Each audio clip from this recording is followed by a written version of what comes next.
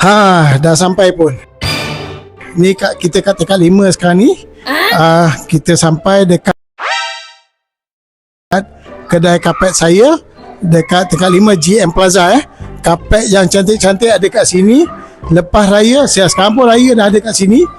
Banyak kualiti yang baik-baik. Saya akan tunjuk satu persatu. Jom. Kita ada macam-macam jenis kat sini. Jom ikut saya.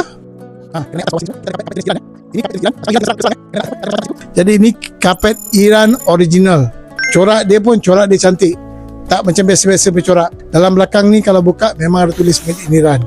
Harga pun boleh tahan, alhamdulillah. Tapi yang penting kita bagi kualiti yang terbaik. Selain daripada kapet Iran tadi, kita ada kapet Turki kat sini. Bermacam corak ada kat sini.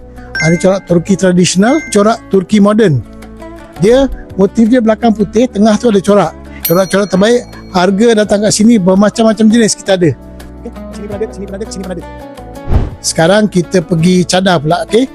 Cadar patchwork ada, cadar comforter ada. Semua saiz ada kat sini. Stok pun banyak, pilihan pun banyak kat sini. Dan lepas tu kat sini kita ada sejadah muka Kat sini macam Turki punya sejadah muka. Hello. Turki punya ada, yang sejadah macam ni ada.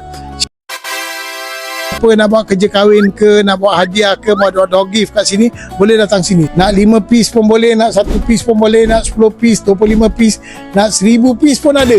Jadi harga yang kita bagi memang harga cun. Tak payah cari tempat lain, cari tempat kita, harga memang cun kita boleh bagi Kapet bulu ni bukan sembarangan bulu ni lembut saja. Okey, harga paling besar pun kita offer 329. Cantik Apa yang minat yang color plain ni, untuk buat semayang pun sedap kat sini. Dia tengok close up sini, nampak lembut.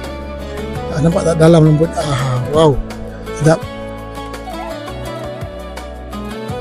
Penting buat kami untuk menawarkan orang Malaysia barang berkualiti. Sebab kita orang Malaysia bukan main bagi je hentam. Kita stand, kata Mak Saleh we stand by what we sell. Jadi itu paling penting. Jadi bulan puasa ni, bersiapa nak beraya, ramai-ramailah datang ke kedai kami. InsyaAllah harga memang mampu milik. Kita tak bagi harga yang mencanak ke harga tak boleh dengar. Harga-harga kami yang kita ada kat semua harga yang boleh dengar. Okey, terima kasih. Assalamualaikum warahmatullahi wabarakatuh.